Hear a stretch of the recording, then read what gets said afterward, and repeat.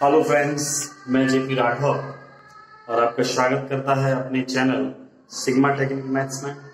दोस्तों, आज हम स्टार्ट करने वाले हैं ट्रिग्नोमेट्री में से जो हाइट एंड डिस्टेंस है उसका 9th चैप्टर। और 9th चैप्टर का पहले हमने एक वीडियो डाल रखा है जिसमें हमने 2 क्वेश्चन करा दिए हैं और बाद बाकी हम यहाँ से स्टार्ट कर रहे हैं। तो देखिए दोस्तों, आज हम क्वेश्चन नंबर 3 स्टार्ट कर रहे हैं एनसीईआरटी बुक से। तो क्वेश्चन है हमारा, a contractor plans to install 2 slides for the children to play in a park। एक कॉन्ट्रैक्टर है, उसने गार्डन में या पार्क में एक स्लाइड प्लान्स की हुई हैं जिन पर बच्चे झूलते हैं, है ना, बच्चे फिसलते हैं। तो इस तरह की हैं for the children below the age of 5 years। जो बच्चे 5 साल से छोटे हैं उन बच्चों के लिए क्या प्लान किया हुआ है? C prefers to have a slide whose top is at a height of 1.5 metre. जो 5 साल से छोटे बच्चे हैं उनके लिए स्लाइड की जो हाइट होगी वो 1.5 मीटर होगी, ठीक है ना। तो यहां पर हम देख लेते हैं अपना सॉल्यूशन कि ये हमारी एक स्लाइड है और ए बी, इसकी जो हाइट है वो कितनी है? 1.5 मीटर, ठीक है ना। तो स्लाइड फिसलने की कैसी होती है? इस तरह से स्लाइड बनती है, ठीक है ना। और इसका एंगल हमें कितना दे रखा है? 30 डिग्री दे रखा है। तो ये हमारा 30 डिग्री हो गया और ये हमें फाइंड करना है स्लाइड की लेंथ। आपने देखा होगा कि बच्चे इस तरह से इस पर चढ़ जाते हैं और फिर इस तरह से ऊपर से फिसलना शुरू कर देते हैं, ठीक है ना। तो इस तरह से है। तो ये हमें हाइट मालूम है, लेंथ फाइंड करनी है। तो directly perpendicular upon hypotenuse formula होता है साइन थीटा का, और sine theta is equal to क्या हो गया? Perpendicular upon hypotenuse. तो साइन 30 इज इक्वल टू आ गया परपेंडिकुलर अपॉन हाइपोटेनस। तो परपेंडिकुलर 1.5 और हाइपोटेनस L है। साइन 30 की वैल्यू 1.2 हो गई आपकी, तो 1.5 अपॉन L, और यहां से क्रॉस मल्टीपल आप कर दोगे तो L1 जा L और 1.5 टू जा 3 मीटर। तो आपकी स्लाइड की जो लेंथ हो जाएगी वो कितनी हो जाएगी? 3 मीटर हो जाएगी, ठीक है ना। अच्छा, आगे क्वेश्चन देखते हैं। जो एल्डर चिल्ड्रन है, जो बड़े बच्चे हैं, उनके लिए वो चाहते हैं कि उस स्लाइड की हाइट कितनी मीटर हो? 3 मीटर हो। तो फिर हमें उसकी लेंथ बतानी है और उसका एंगल कितना दे रखा है? 60 डिग्री दे रखा है। तो ये थोड़ी सी ऊंची है, इसका 3 मीटर है आपका, और ये हमारा ये है 60, ठीक है ना। 60 डिग्री का है और हमें फिर ये L2 निकालना है। ये L1 ले लेते हैं तो ये हमारा कितना हो जाएगा? L2 हो जाएगा। तो यहां पर भी वही है, ये सीढ़ियां हैं, इससे चढ़ सकता है बच्चा, और ये PQR है। तो यहां पर भी हम साइन थीटा का फॉर्मूला लगाएंगे, परपेंडिकुलर अपॉन हाइपोटेनस। तो ये साइन 60 डिग्री हो गया और परपेंडिकुलर कितना है? 3 है, और ये आपका L2 हो गया, ठीक है ना। तो साइन 60 डिग्री की वैल्यू कितनी हो जाएगी? √3/2। कितनी हो जाएगी आपकी? या लिख देते हैं, ये हो जाएगी √3/2 और 3/L2, तो क्रॉस मल्टीपल। तो ये हो जाएगा √3L2 इज इक्वल टू 3 2 जा 6। तो L2 इज इक्वल टू 6/√3। इसका रेशनाइज हम लोग करेंगे तो ये आ जाएगा कितना? L2 इज इक्वल टू 6√3/3, और 3 से 6 कट गया 2 बार, तो 2√3 आ जाएगा, ठीक है ना। तो ये आपका आंसर कितना आ जाएगा? 2√3। तो 2 स्लाइड थी, एक 3 मीटर की आ गई लेंथ और दूसरी स्लाइड आ गई 2√3 मीटर, ठीक है ना। चलिए दोस्तों, अभी हम स्टार्ट करते हैं नेक्स्ट क्वेश्चन अपना 4। तो इसमें क्या दे रखा है? देखिए, the angle of elevation of the top of a tower from a point on the ground.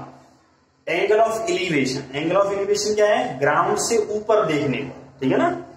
तो जब हम टावर को ग्राउंड से ऊपर देख रहे हैं तो हमारा जो एंगल बन रहा है वो कितना है?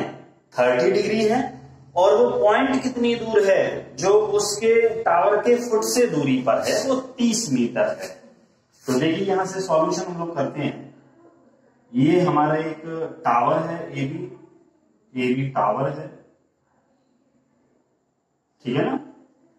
और इसके फुट से कोई 30 मीटर दूरी पर, 30 मीटर डिस्टेंस पर कोई एक पॉइंट है सी, जिस सी पॉइंट से टावर का टॉप ये हो गया, ये क्या हो गया आपका टॉप। तो टॉप को अगर कोई व्यक्ति देख रहा है, ऊपर की ओर देख रहा है, एंगल ऑफ एलिवेशन मींस ऊपर की ओर देख रहा है, तो ये कितने डिग्री है, 30 डिग्री है। तो आपको टावर की हाइट बतानी है। तो ये क्या हो गया, बेस हो गया। तो हमें क्या बताना, हाइट बताना है।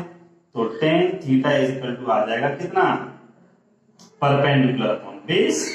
और परपेंडिकुलर हमने हाइट ले लिया कितना, h, ठीक है ना, टावर का हाइट h मान लिया है। तो h अपॉन बेस कितना हो गया, 30 मीटर। इधर tan थीटा कितना हो गया, tan 30 डिग्री, h अपॉन 30। और tan 30 डिग्री की वैल्यू कितनी होगी, 1 upon root 3, 1 upon root 3, h upon 30। तो यहां से आपका क्रॉस मल्टीपल करोगे तो 30 बन जा 30 और h रूट 3, तो h रूट 3 का डिवाइड 30 अपॉन रूट 3, तो h इज इक्वल टू आ गया 30 अपॉन रूट 3। आ रहा है समझ में। अब रूट 3 का इधर हम लोग क्या करेंगे, रेशनलाइज कर देंगे। तो ये हो जाएगा 30 रूट 3 अपॉन 3, और 3 से 30 कितनी बार कट गया, 10 बार। तो h बराबर आ गया 10 रूट 3 मीटर। कर सकते हैं, या फिर रूट 3 की वैल्यू कितनी होती है, 1.732। तो इतना भी लिख सकते हैं, 10 इंटू 1.732। तो मल्टीपल कराएंगे तो 17.32 मीटर आ जाएगा। तो ये भी आपका आंसर। तो फ्रेंड्स देखते हैं हम लोग यहाँ पर क्वेश्चन नंबर 5। तो क्वेश्चन नंबर 5 में दे रखा है कि a kite is flying at a height of 60 metre above the ground. एक काइट है और वो ग्राउंड से 60 मीटर हाइट पर उड़ रही है, फ्लाइट कर रही है। The string attached to the kite is temporary. दो इसकी स्ट्रिंग है, जो धागा है काइट का, वो टेम्परेरी ग्राउंड में किसी जमीन के किसी पॉइंट से अटैच्ड है, ठीक है ना। और वो जो पॉइंट है वो ग्राउंड के साथ कितना डिग्री एंगल बना रहा है, 60 डिग्री एंगल बना रहा है। जबकि जो स्ट्रिंग में कोई भी झोल नहीं है, कोई भी क्या नहीं है, कोई भी स्लैक नहीं है, ऐसे ढलान नहीं है, कुछ भी ऐसा। तो देख लीजिए, ये आपका ग्राउंड है, ये पूरा ग्राउंड का बेस दे रखा है, और यहां पर आपकी काइट उड़ रही है, ठीक है ना। तो ये कितने मीटर हाइट पर उड़ रही है, 60 मीटर हाइट पर आपकी काइट उड़ रही है ग्राउंड के किसी एक पॉइंट ए से।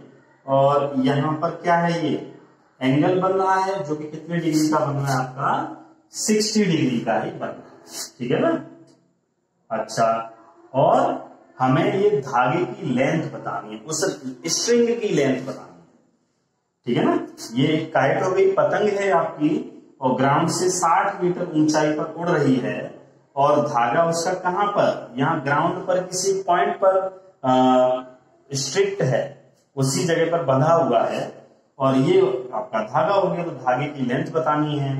तो देखो, ये परपेंडिकुलर हो गया और ये आपका हाइपोटेनस हो गया। तो परपेंडिकुलर और हाइपोटेनस किसमें लेंगे, साइन थीटा में।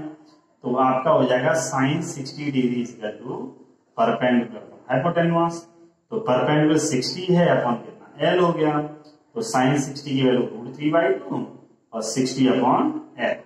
यहां से हम देखेंगे क्रॉस मल्टीपल, तो L √3 is equal to 60 to 120, ठीक है ना। √3 का डिवाइड कर दीजिए, तो L is equal to 120 upon √3। Rationalise कर देते हैं √3 का हम लोग, तो 120 √3 का √3 मल्टीपल करें कितना हो जाएगा, 3। तो 3 से 120 में डिवाइड 40 √3। तो अगर आप इतना रखेंगे तो ये भी आपका आंसर ठीक है। और अगर आप √3 की वैल्यू पुटअप करते हो तो 40 इंटू √3 की वैल्यू 1.732 मल्टीपल करेंगे 0, 4 2 जा 8, 4 3 जा 12, ये आए, ठीक है ना। तो 69.28 मीटर, ठीक है ना। तो आपका ये भी ठीक है आंसर आपका ये भी ठीक है। क्लियर है ना? तो क्वेश्चन नंबर 6 में है अ 1.5 मीटर टॉल बॉय, एक लड़का है जिसकी हाइट 1.5 मीटर है, standing at a some distance from a 30 metre tall building. कोई एक 30 मीटर लंबी बिल्डिंग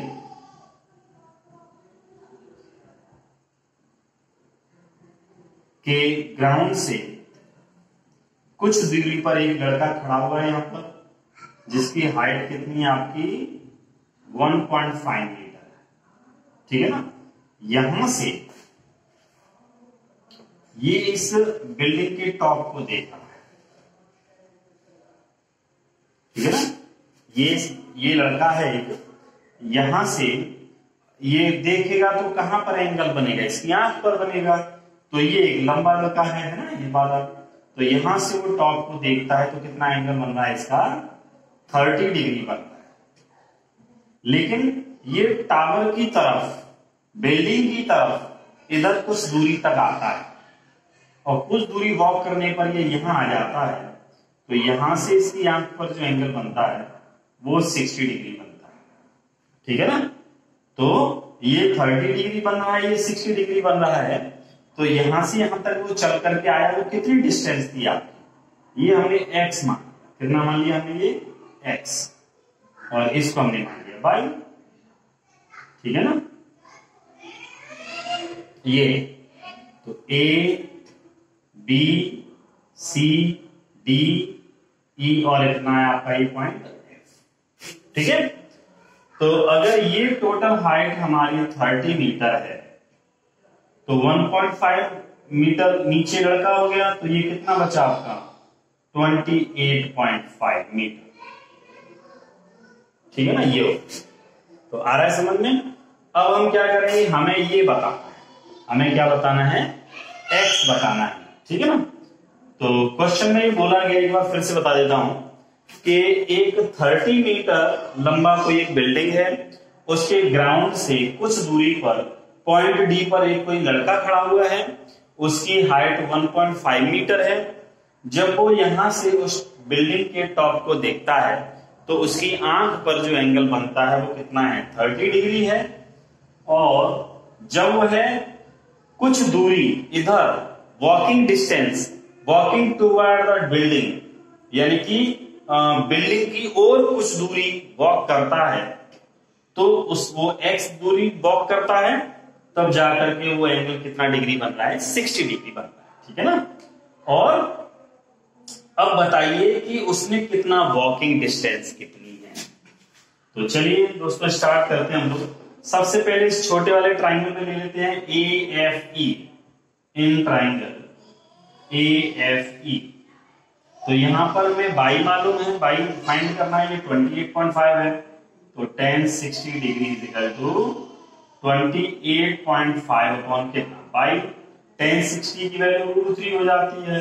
ठीक है ना? तो ये आपका आ गया कितना? 28.5 अपॉन 5। इसका यहां पर हम क्रॉस मल्टीपल करेंगे तो बाई इज इक्वल टू आ जाएगा 28.5 अपॉन √3। ठीक है ना?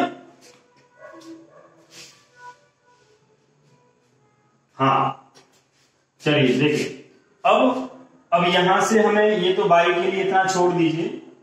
अभी हमें क्या करना है? अब ट्राइंगल ACE में जाना है, बड़े वाले ट्राइंगल में चलते हैं हम लोग। तो इन ट्राइंगल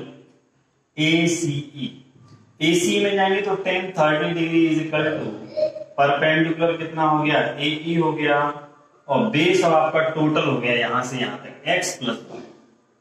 तो ये 1/√3 होता है tan 30 डिग्री की वैल्यू। तो AE आपका वही 28.5 है, ये x प्लस 22 है, क्रॉस मल्टीपल करेंगे तो x प्लस 22 इक्वल टू 28.5 √3 आ जाएगा।